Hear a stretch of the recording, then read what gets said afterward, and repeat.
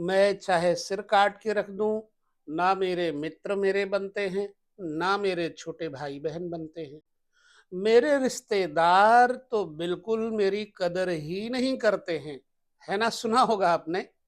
क्यों और कैसे, कब होता है?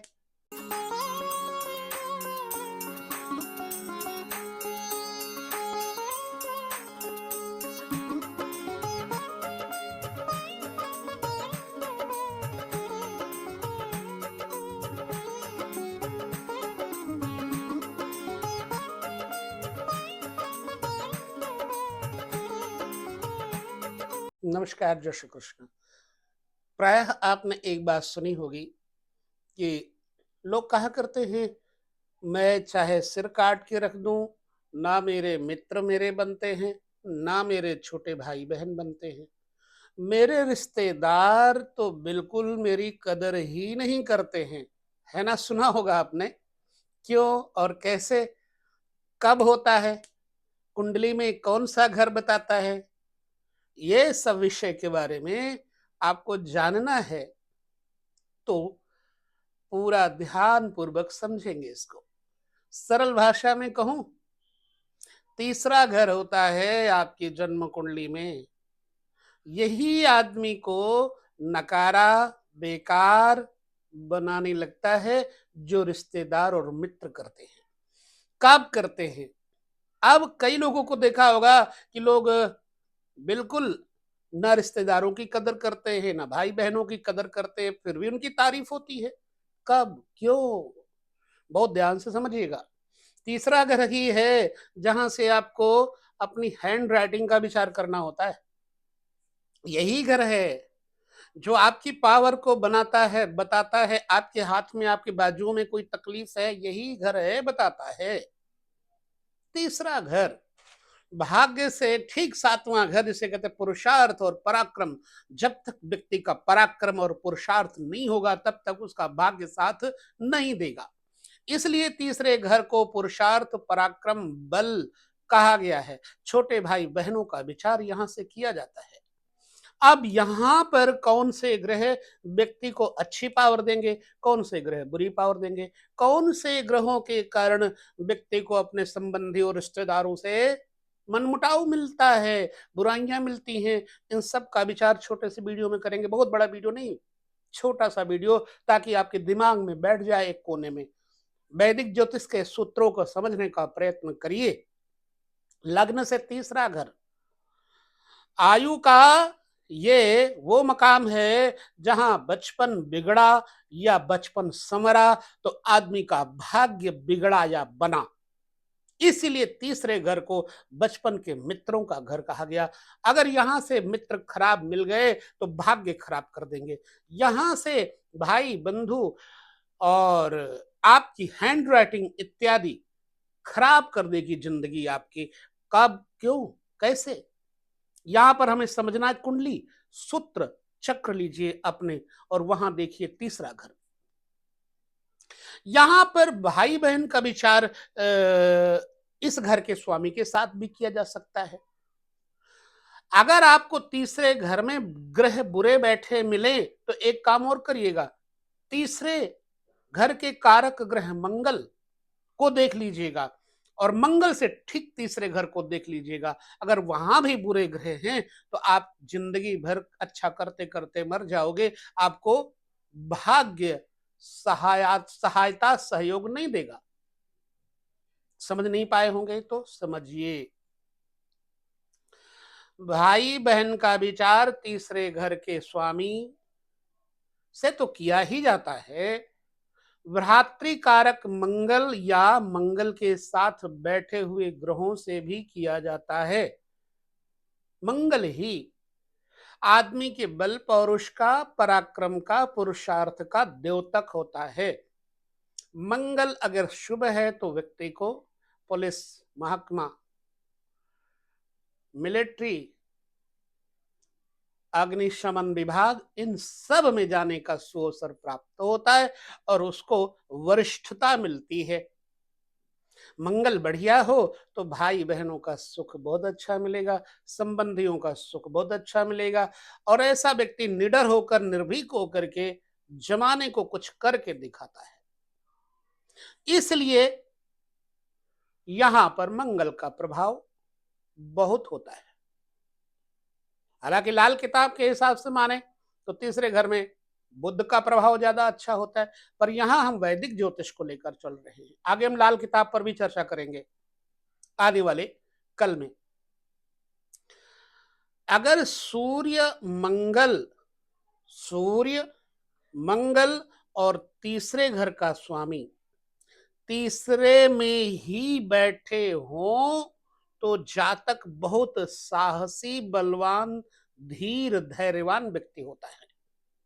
बहुत जल्दी यह किसी के बहकावे में नहीं आता, और इसके लिए कोई जितना मर्जी जादू टोना तंत्र मंत्र करता रहे, यह भयभीत नहीं होता।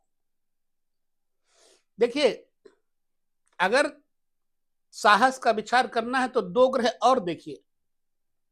जिस व्यक्ति के तीसरे घर में राहु बैठे हों तो व्यक्ति बहुत साहसी होता है, धैर्यवान होता है। और अगर तीसरे घर में बुध बैठे हों तो व्यक्ति कैसा होता है? उसके पास धैर्य नहीं होता, धैर्यहीन होता है। यदि तीसरा भाव कमजोर हो लेकिन उसको बृहस्पति या मंगल देखते हो तो फिर जातक के भाई होंगे, अन्यथा भाई नहीं होंगे कमजोर होने पर। और बृहस्पति जिस व्यक्ति की कुंडली में 11वें घर बैठा हो तो ऐसे व्यक्ति को भाई से दुख मिलता है। हालांकि 11वां घर बड़े भाई का होता है। अब आप बड़े भाई से ही दुखी होंगे ना। श्री सीताराम।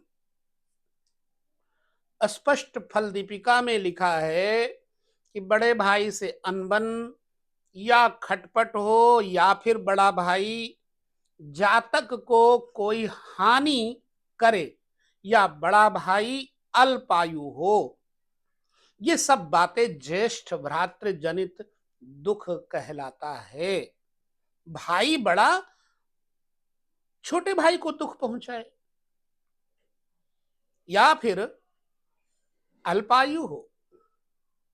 ठीक। अभी एक और सूत्र समझते हैं। अगर 11वें मंगल हो, आमदनी का घर होता है 11वां, और उसके ऊपर शनि की दृष्टि हो, 11वें घर में मंगल हो और शनि की दृष्टि हो, तो फिर इस व्यक्ति के बड़े भाई नहीं होंगे। 11वें घर में मंगल बैठा और उस पर शनि की दृष्टि पड़ रही हो तो बड़े भाई नहीं होंगे। चेक करिएगा।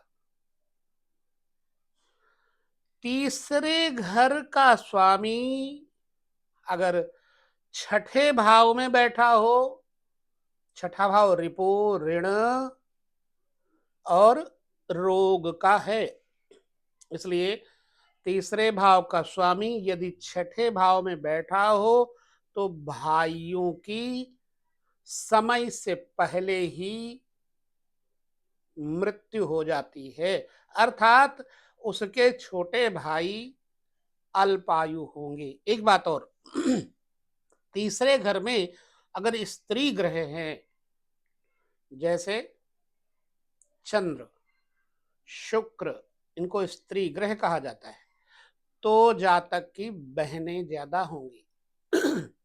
अगर पुरुष ग्रह हैं तो भाई ज्यादा होंगे।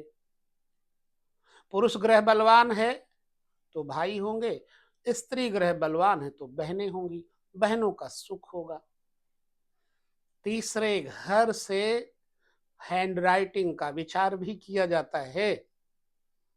तीसरे घर में अगर सौम्य ग्रह हैं तो व्यक्ति प्रायः भयभीत, डरपोक होता है।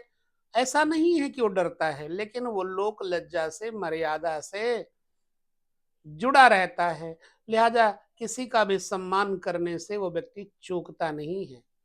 तो तीसरे घर में अगर क्रूर पाप ग्रह है तो व्यक्ति बड़ा दुस्साहसी, बड़ा हिम्मती होगा। बेशक उसके मित्र बने ना बने, पर वो हिम्मती होगा, और जो हिम्मती होगा उसके मित्र भी बहुत होंगे। राजा के समान वह व्यक्ति बलवान भी होगा। इसलिए तीसरे घर में, छठे घर में, 11वें घर में सौम्य ग्रहों का होना, शीतल ग्रहों का होना शुभ फल नहीं देता।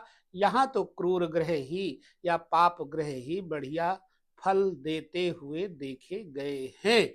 तो ये रहा भाई बहनों से संबंधित आपके साथ बांटने वाला मेरा विशेष वीडियो। समझिएगा इसको।